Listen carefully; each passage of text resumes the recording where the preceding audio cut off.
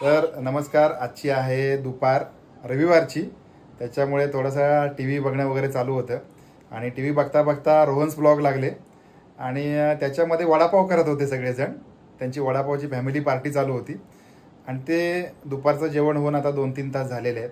त्याच्यामुळे मग ईश्वरीने एवढा हट्ट केला की मला वडापाव पाहिजेत आणि त्यांच्या ज्या पिडियाट्रिक मॅडम आहेत त्यांनी सांगितलं की तुम्ही तिला खायला काही देऊ शकता, आजारपणामध्ये असं काही बंधन नसतं आहे ना, असं सांगितलं होतं ना.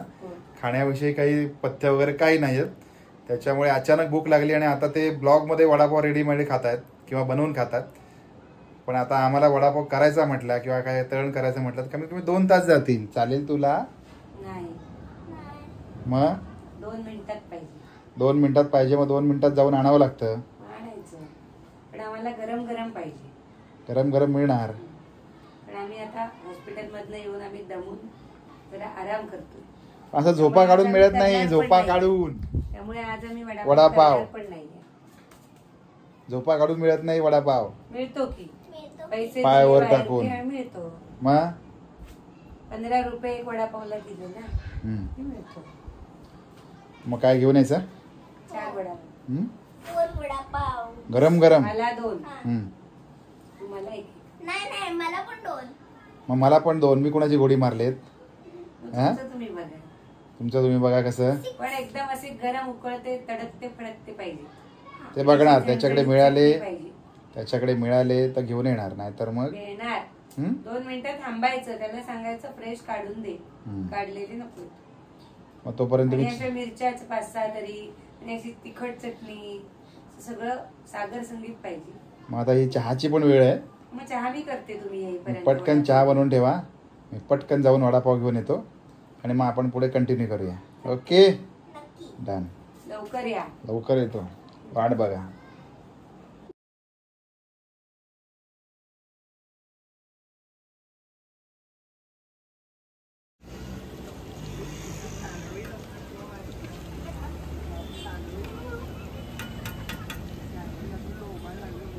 ये भी डालना उसमें. हाँ मेरे को बहुत अच्छा लगता है, थोड़ा स्टाफ यही लगता है.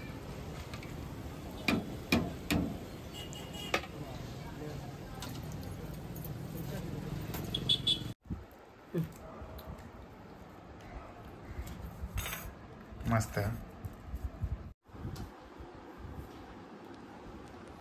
तर संध्याकाळी 4:45 वाजलेले आहेत आणि मस्त गरम गरम वडापाव काढून घेऊन आलं त्याच्याकडून. स्पेशली त्याला सांगितलं की चांगला करतो वडापाव. चटणी बनवली आणि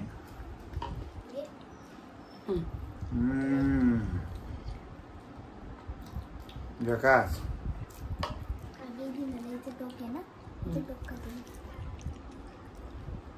चटणी पण एकदम तिखट असते ना याची.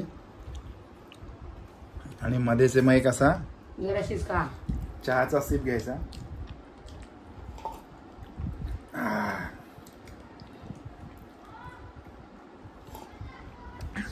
सगळेजण गुंग झालेले आहेत खाण्यामध्ये. कुणाला काही सुचत नाही. ठसकार लागून.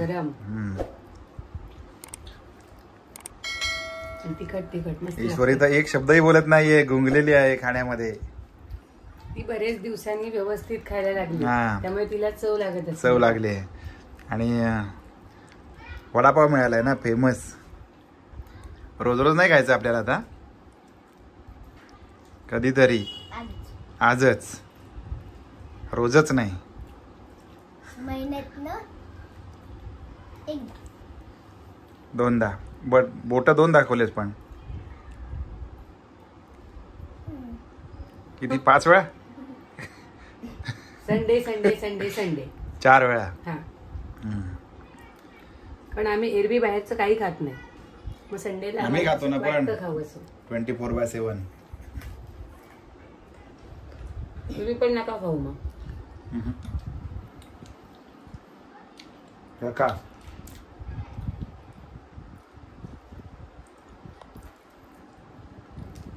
त्याच्यावर चहा प्यायला किती तिखट लागतो.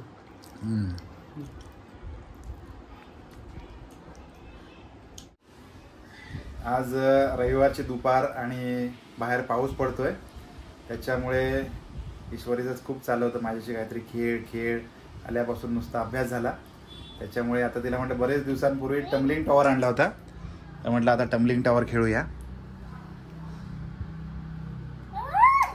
तू नीट ठेव आधी. एक बसून खेळते, एक झोपून खेळते. काय बघते मग चिटिंग आहे. हेल्प करते तुम्हाला. नको आता बघूया मॅक्झिमम किती होते.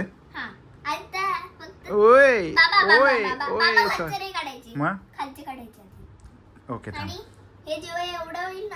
दोन निघाले एकदम. हे घे, हे ठेव. तर हा टम्बलिंग टॉवर मॅक्झिमम किती जातोय ते आम्ही बघणार आहोत. मजा येते खरं म्हणजे, डोक्याचा गेम आहे आणि बॅलन्सचा गेम आहे, त्याच्यामुळे खूप मजा येते ना मॅडम. आता पण काढ हा काढ, दोन हाताने व्यवस्थित. आपल्याला मॅक्झिमम पोचवायचं आहे.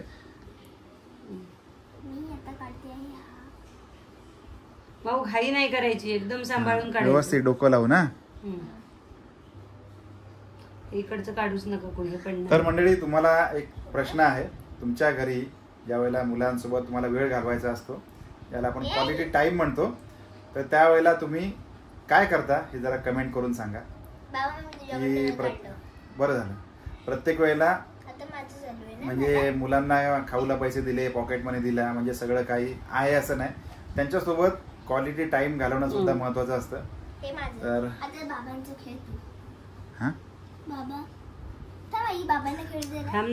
तर आता हा जो टॉवर आहे ना, हा टॉवर आम्ही मॅक्झिमम कम्प्लीट करण्याचा प्रयत्न करतो आणि मग तुम्हाला दाखवतो काय काय कसं कसं झालेलं आहे ते. कारण ह्याच्यामध्ये ना ऍक्टिव्हली पार्टिसिपेट करणं खूप महत्वाचं असतं. मला अजून एक प्लेअर जॉईन झालेला आहे आणि आमचा टम्बलिंग टॉवर पोचला आहे. मी माझं खेळते.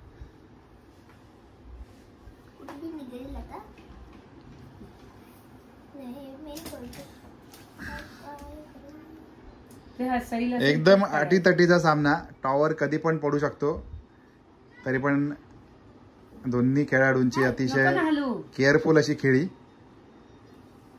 फोन वाजतोय. कुठे? माझा फोन वाजतोय. फोन वाजतोय, आवाज येतोय. लक्ष द्या तुम्ही, मी बघतो थांब.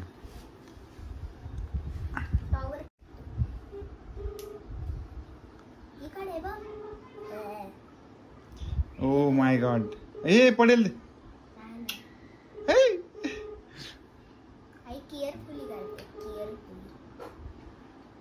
आई शपथ. ओ हॅलो नको अजिबात. हा बोल. काय टम्बलिंग टॉवर खेळतोय. टॉवर ते असतात नाही का, ठोकळे असतात, लाकडाचे ठोकळे.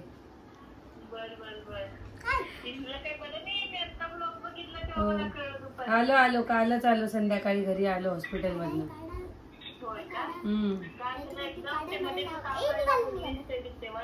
हा तो ताप तिचं जातच नव्हता अगं. एक आठवडाभर कंटिन्यू ताप चालू होता.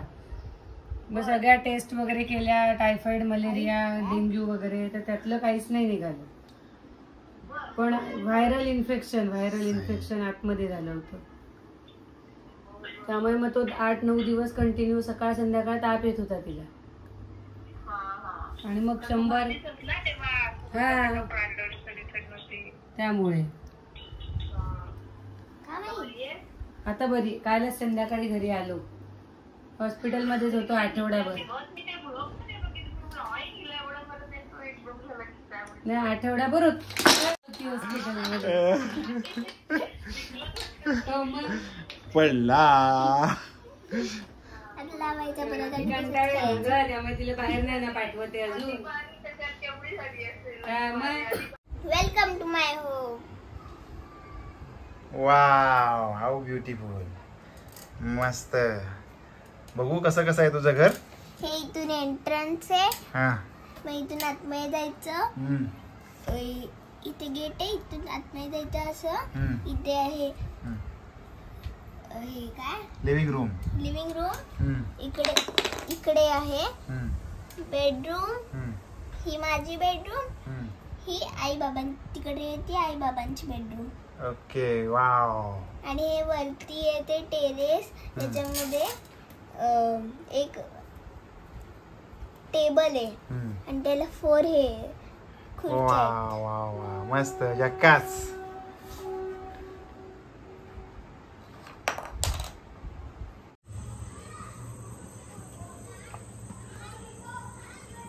हे काय आहे?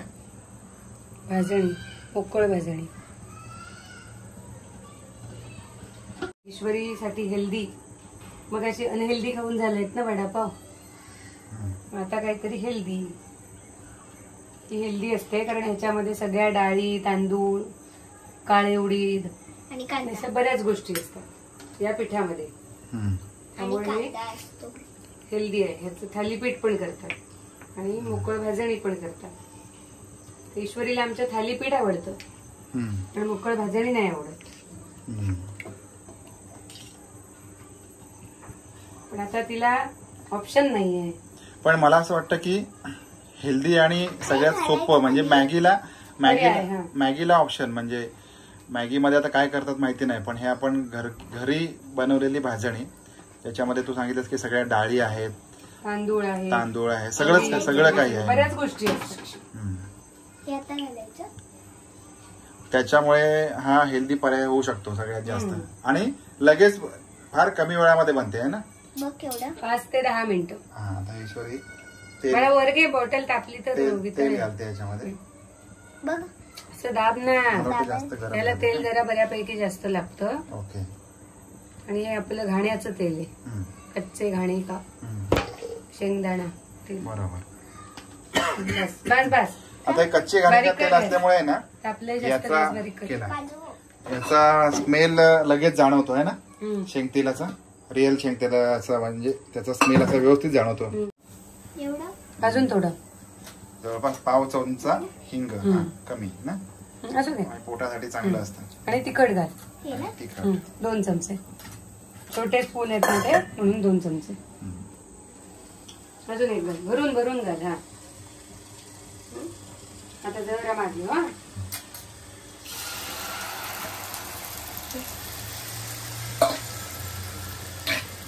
थांब जरा थांब.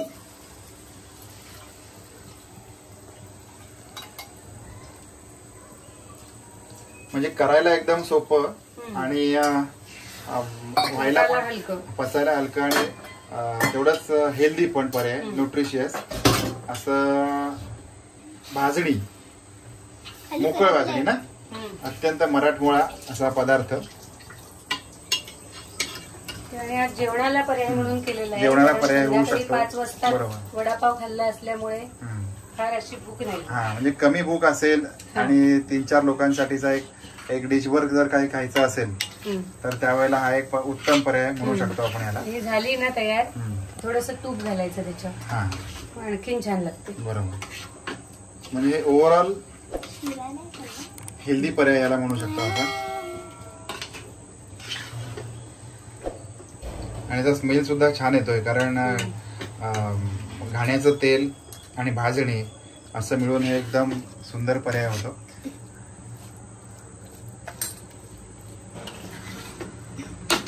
आता हे पूर्ण शिजवून घेणार आहेस का? 1-2 वाफ काढून घ्यायची आता. कारण तो कांदा आणि पीठ दोन्ही व्यवस्थित शिजलं पाहिजे. वाफ काढून घ्यायचं आणि रेडी होऊन जाईल. झालं मग. म्हणजे मॅगी एवढ्याच वेळेमध्ये एक हेल्दी पर्याय म्हणजे डबल हेल्दी पर्याय ज्याला म्हणू शकतो आपण है ना. असं हे मोकळ भाजणी आहे. मला असं वाटतं की प्रत्येक जणांनी ट्राय केलं पाहिजे. आणि खरोखर सांगा की आपल्यापैकी कित्येक जणांना असे मराठी पदार्थ माहिती आहेत किंवा आपल्याला जर का माहिती असेल किंवा आपण घरामध्ये करत असाल याच्यामधून अधिक ऍडिशनल कशा प्रकारे केलं जातं. प्रत्येक घरामध्ये प्रत्येक पदार्थ हा होतच असतो. तर तुमच्याकडे हा पदार्थ कसा करतात हे बाकी जरा कमेंट करून सांगितलं तर बरं होईल. कारण प्रत्येक भागामध्ये ही चालीरीत वेगळी असते, जेवण करण्याची पद्धत वेगळी असते.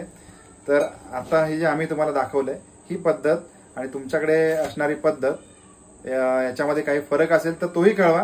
काही सजेशन असेल तर तेही सांगा. कारण आपल्या सजेशनची किंवा आपल्या फीडबॅकची आम्ही नेहमीप्रमाणेच वाट बघू. कुणीतरी असं म्हटलं की सुख आणि दुःख असं काही नसतं. म्हणजे आपण त्या गोष्टीला कसं घेतो, कसं रिॲक्ट करतो, कसं रिस्पॉन्ड करतो, या सगळ्यावरती ह्या सगळ्या गोष्टी अवलंबून असतात. म्हणजे त्या गोष्टीची तीव्रता अवलंबून असते. म्हणजे एखादा मोठा प्रसंग आपल्या आयुष्यामध्ये आला तर त्याला आपण तेवढ्याच तीव्रतेने किंवा तेवढ्या चुकीच्या पद्धतीने त्याला आपण रिस्पॉन्ड केलं तर त्याचा आपल्यावर होणारा जो परिणाम असतो की इम्पॅक्ट असतो हा जास्त येतो. परंतु ती परिस्थिती जर का आपण समजून घेतली आणि त्या परिस्थितीला साजेसा योग्य असा जर का आपण त्याला प्रतिसाद दिला तर आधीच जी घटना आपल्यासाठी चुकीची आहे, वाईट आहे, असं काहीतरी घडलेलं आहे, तिची तीव्रता आपोआप कमी असते. हे मी जे बोलतो हे योग्य आहे की अयोग्य आहे ते कमेंट करा. आणि ज्या काही तत्वज्ञानाच्या गोष्टी असतात की खरोखर आपले जे आयुष्य आहे हे तत्वज्ञानावर आधारित आहे, चांगल्या गोष्टींवर आधारित आहे. आपण म्हणजे दैनंदिन आयुष्यामध्ये काही ना काहीतरी घडणार, रस्त्यावरून जाताना घडणार, घरी असल्यानंतर घडणार. कारण ओव्हरऑल आपला संबंध हा माणसांशी येतो आणि माणूस म्हणजे भावना, दुसरं काही नाही. म्हणजे शरीर आणि भावना यांचा एक मेळ जर असं म्हटलं तर ते माणूस असं म्हणून आपण त्याच्याकडे बघू शकतो. हा जो म्हणजे आता हॉस्पिटलमधून आम्ही आलो आणि आल्यानंतर हसी मजाक एकंदर चांगलं वातावरण ठेवण्याचा प्रयत्न केला, चांगलं राहण्याचा प्रयत्न केला, चांगलं खाण्याचा प्रयत्न केला. सगळ्या गोष्टी ज्या होत्या त्या तुमच्यासमोर मांडलेल्या आहेत. आपल्याला व्यक्त व्हायचं असेल तर आमचा कमेंट बॉक्स आपल्यासाठी निश्चित मोकळा आहे, ओपन आहे. आपल्या प्रत्येक कमेंटला उत्तर दिलं जाईल आणि आपल्या प्रत्येक कमेंट सोबत म्हणजे व्यक्त होण्याची संधी आम्हाला देखील मिळेल. हा व्हिडिओ तुम्हाला कसा वाटला ते कमेंट करा. भेटूया पुन्हा एकदा अशाच एक्साइटिंग ब्लॉगमध्ये. तोपर्यंत काळजी घ्या. Bye bye.